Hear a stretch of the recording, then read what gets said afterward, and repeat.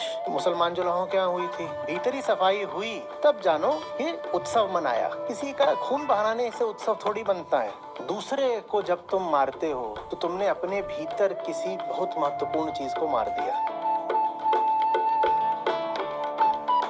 नमस्ते आचार्य जी। 7 जून को बकरी ईद है और 11 जून को कबीर साहब जयंती है।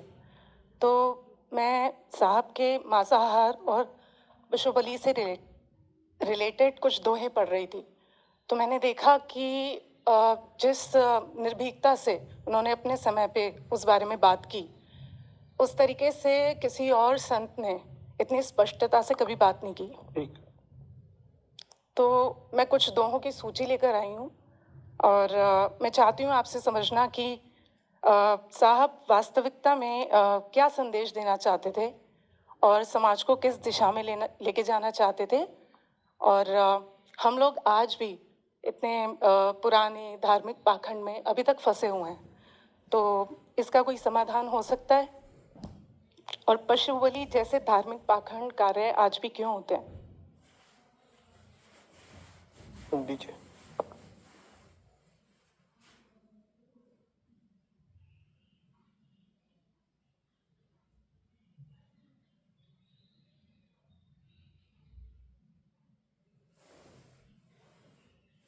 देखो,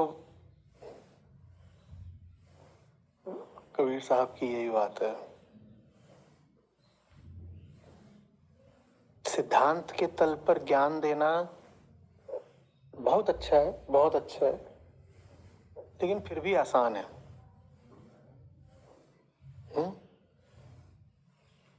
उनकी ईमानदारी बहुत खरी है।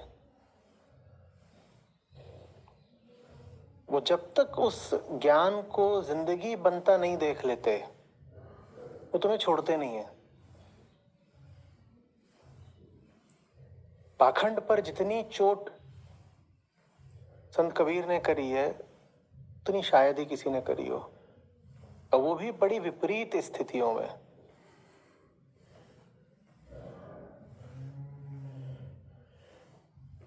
हम बात कर रहे हैं मध्यकाल के बनारस की। कट्टरता का गढ़, और दोनों तरफ की कट्टरता। ब्राह्मणवादी कट्टरता भी, वैष्णव कट्टरता, शैव कट्टरता और इस्लामिक कट्टरता।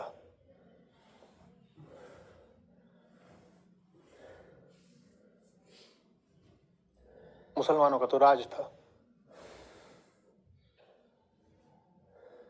और संत शिरोमणि माने सबसे ऊंचे, वो कहे इसीलिए जाते हैं कि मजाल है कि उनकी जबान कांप गई हो सच बोलने में। सामने खड़ी हैं बड़ी से बड़ी ताकतें, उनके मुंह पर बोल रहे हैं कि तुम अधर्मी हो।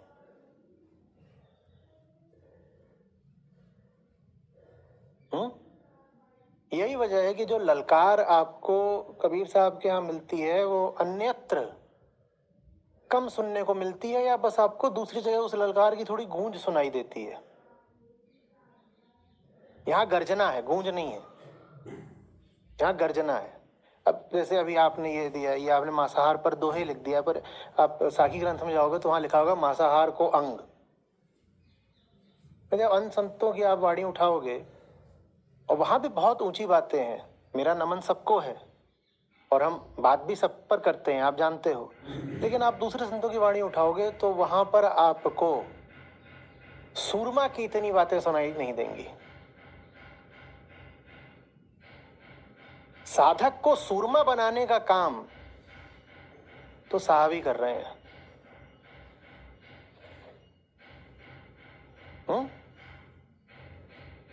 अब ज्ञान मार्ग तो फिर भी माना जाता है कि नीति नीति का मार्ग है, इसलिए उसको तलवार का मार्ग माना गया है, क्योंकि नकारना है, काटना है।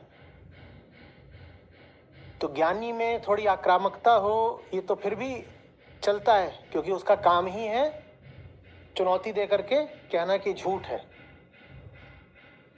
पर साहब अकेले हैं जिन्होंने भक्त को भी सूरमा बना दिया।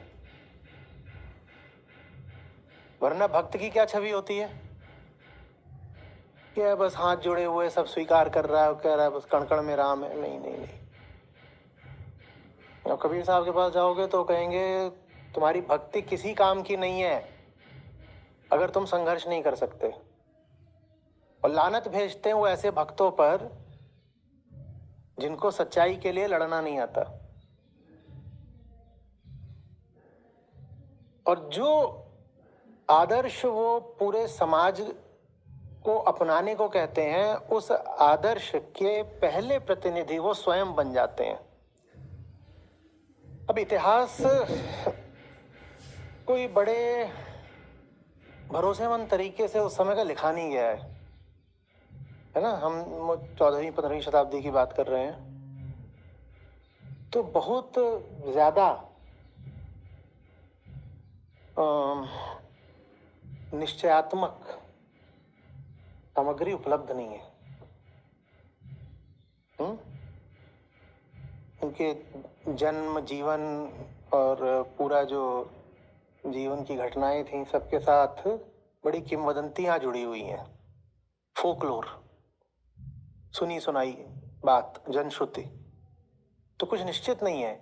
लेकिन आप फिर भी अगर जो जो जो जो लेजेंड्स हैं उस समय की, अगर आप उन पर भी गौर करेंगे, जनश्रुतियों पर, तो भी दिखाई देगा कि इनके साथ वो हुआ जो आमतौर पे संतों के साथ होता नहीं है। उदाहरण के लिए, अब मीराबाई उसी समय की, कबीर साहब के बाद की हैं,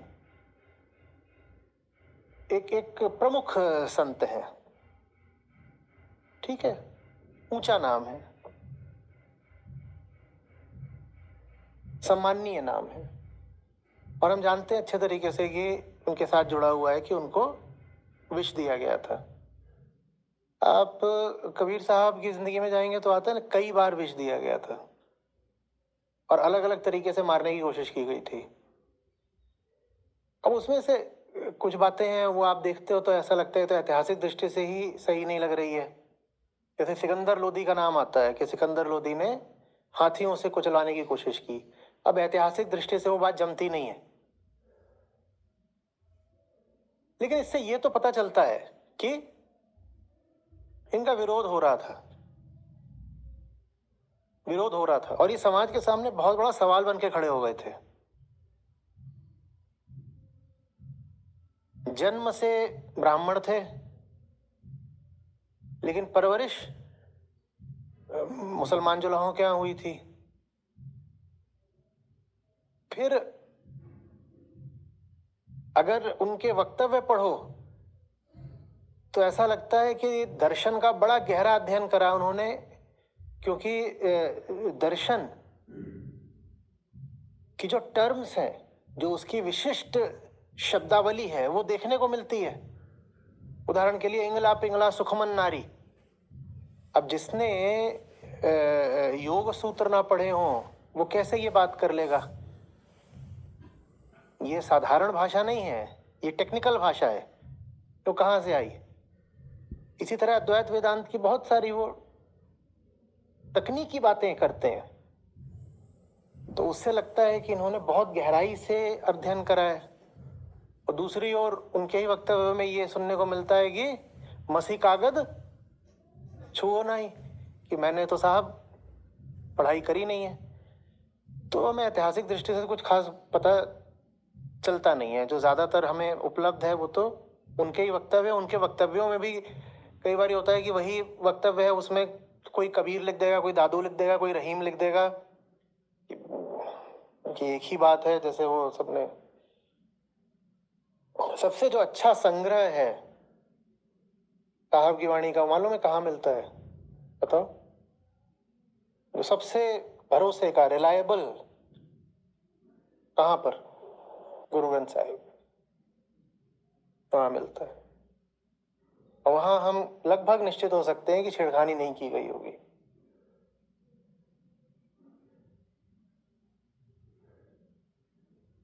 आ रही बात? तो यूं ही नहीं है कि हम जब पूरे संत समुदाय की बात करते हैं जिसमें सभी पूज्य हैं, तो उसमें हम अग्रणी प्रमुख रखते हैं संत कबीर को, क्योंकि ये जलवा थे, ये आग थे। अच्छी बातें तो सभी संतों ने करी हैं, इन्होंने सिर्फ अच्छी बातें नहीं करी हैं, इन्होंने घाव दिए हैं और खाए भी होंगे।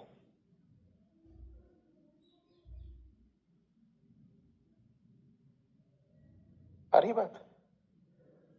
अब सोचो, जहां पशु बलि खूब चलती रही हो, वहां पर ये बातें करना कितना मुश्किल है। जो मांसाहार पर उन्होंने जो बात कही है, और बकरीद आ रही है, उसके संदर्भ में आपने ये यहाँ पर रखा है। उनके समय तक आते आते उत्तर भारत पर इस्लामिक शासन पूरी तरह स्थापित हो चुका था। वहां पर ये बात कर रहे हैं, क्या कह रहे हैं? और ये तब है जब स्वयं उनको परवरिश देने वाले मुसलमान ही थे। वो जो काम कर रहे थे, वो काम भी बनारस में पारंपरिक रूप से मुसलमानों का ही काम रहा है। क्या काम था उनका? तो वो उसी माहौल में थे, लेकिन उसके बाद भी उनकी आवाज सुनो। मांस मांस सब एक है, मुर्गी हिरनी गाय। अब यहां तक कोई भी संत बोल सकता है, मांस मांस सब एक है, मुर्गी हिरनी गाय, बात सिद्धांत की है। लेकिन इसके बाद साहब शुरू होते हैं, आंख देख नर खात है, तेर नर नरक ही जाए।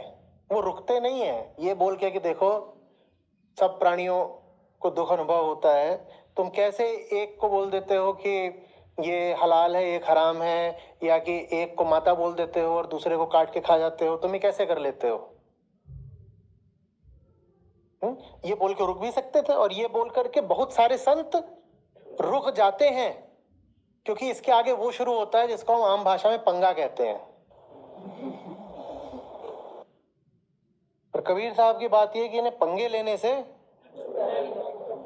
कोई डर नहीं लगता था। और बेटा, उस समय के बनारस में रह के पंगा लेना बड़ी बात है, और जिंदगी भर वो टरे नहीं बनारस से, वो मौत में भी नहीं टरे बनारस से। जब मरने का समय आ रहा था, नहीं तो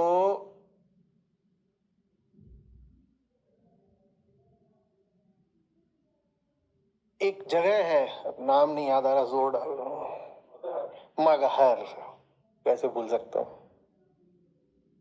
तो लोगों ने कहा कि अब मरने जा रहे हो तो शांत होकर के बैठ जाओ, अब कहाँ को निकल पड़े। यात्राएं उन्होंने भी खूब करी थी, बोले अब कहाँ को निकल पड़े। और विशिष्ट जगह पर हो, काशी में मरोगे, लोग काशी में मुक्ति के लिए आते हैं, इधर उधर से लोग मर रहे होते हैं, कहते हैं काशी ले चलो, काशी में प्राण त्यागेंगे तो स्वर्ग मिलेगा वगैरह वगैरह। तुम कहाँ अभी मरते समय यात्रा करने निकल पड़े?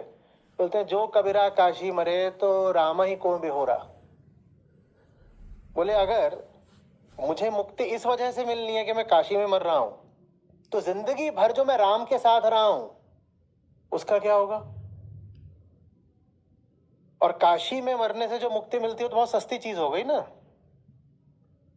मुझे काशी में मर करके जो मुक्ति मिलती है वो चाहिए ही नहीं। तो मरते वक्त जानबूझ के और मगहर निकल गए थे, और कहते हैं कि मगहर वो मरने के लिए अच्छी जगह नहीं माना जाता। मौत में भी पंगा। बोले जो अच्छा नहीं माना जाता वही करके दिखाऊंगा, वही करूंगा जो तुम्हारा लोक धर्म बोलता है गलत है, मैं सब सारे काम करूंगा।